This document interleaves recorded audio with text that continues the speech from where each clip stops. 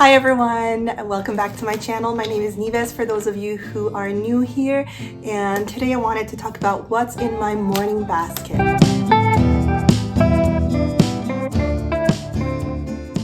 So a morning basket is just a wonderful way for us to have that beautiful feast of ideas in front of my children every single day. I wanted to deviate from the twaddle that we had been exposing our children to in their formative years and really bring out these beautiful works of art, of poetry, stories, books that we can read together and go through together every single day. So we do a little bit of each thing every day and it just comes together in such a beautiful way. I should probably get a bigger basket because mine is falling apart and it's so crammed in here, but I just really like it because it fits really nicely on my shelf and I know where everything is every single morning. So there's different ways that people can go around this, but this is what I find works best for us. Some of the things in this basket we do every single day. Some of the things we do once or twice a week, and some of the things, like you'll see, it's just on a monthly basis. I'm gonna try to bring this up and hopefully you can see, but basically here I have just my mother's book. I don't know what to call it, but in there I have, what we're doing in the beginning of each day. So we start our day with me doing this owl whistle that I've been doing. I don't know if I'm gonna be able to do it on camera right now.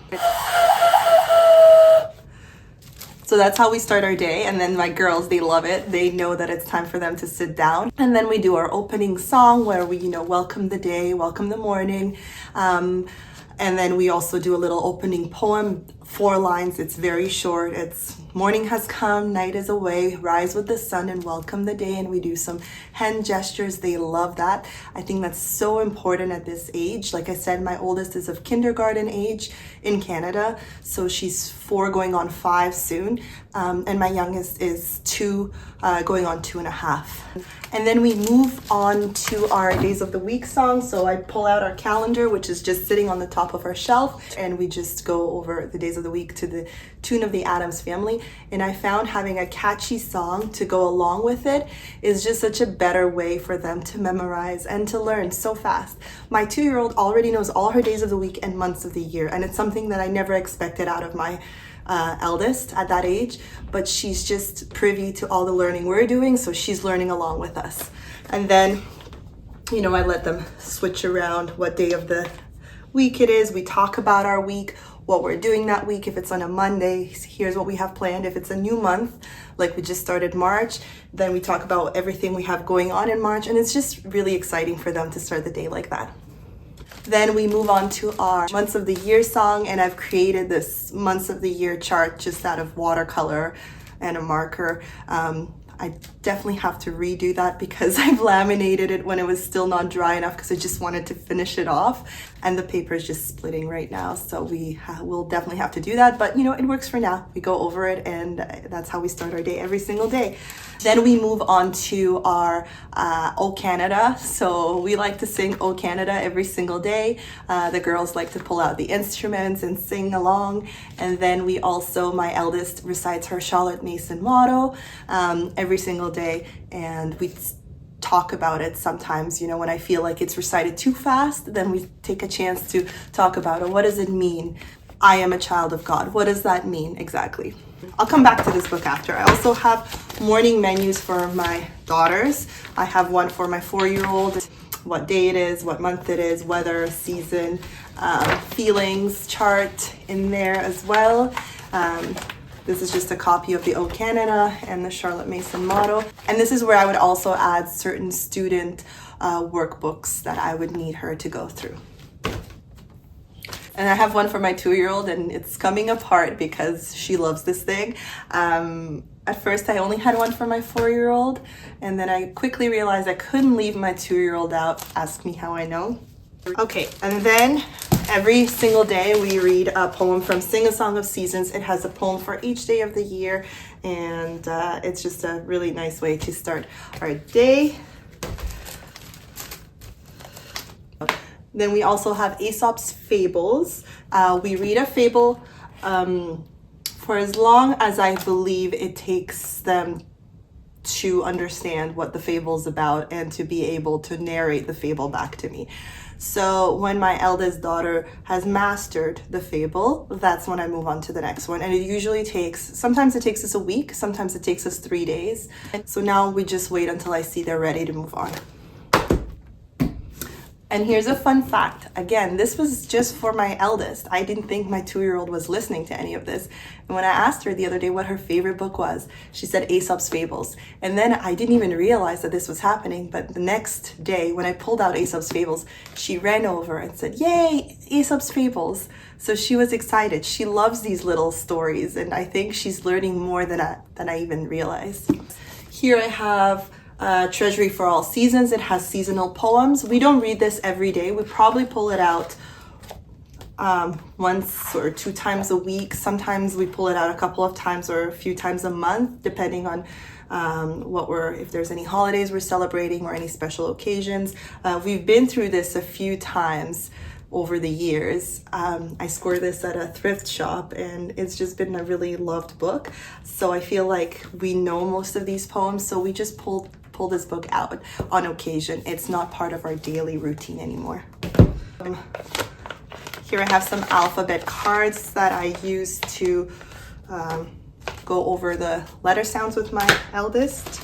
I have some cards from Etsy on their devotional cards, and we read them. We don't do one every day. We do them honestly when I remember. I know that I need to get better at this. We always have our nature anatomy book. Again, this is a well-loved book. I let my kids browse through.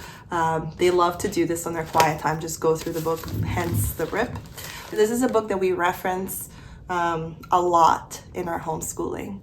We go through this a lot. It has beautiful images and lots of useful information about what it is we're learning. And if we're doing any narration work or any journaling work, I would pull this open and then we can see through, like when we were studying the moon, the phases of the moon are in there. Are these? No, this is the seasons. Anyway, phases of the moon are in there too. Then I also have this illustrated Jesus Bible. Well, actually Bible, because it has the Old Testament and the New Testament in it. And this is something that we read in the morning when they have their breakfast. I would pull it out and we read these stories. And then we've been studying mountains this week, so I have some books that I took from the library on mountains that we've been reading through, which brings me back to my mother's log, as I like to call it. So I put in here any information about what it is we're studying. So I recently got a curriculum from Treehouse Schoolhouse. I used her Christmas curriculum, which I've loved. So when I saw that there was a sale on her Nature 4 Seasons curriculum, I scored a great deal on it, and I'm so happy I did, because it would take me so long to create a curriculum for us. I wanted that Charlotte Mason approach of exposing my kids to poetry, to a work of art, and to hymns and songs and certain beautiful books and stories. So it would take me a lot of research to make that happen. So now that's done for me, which is great.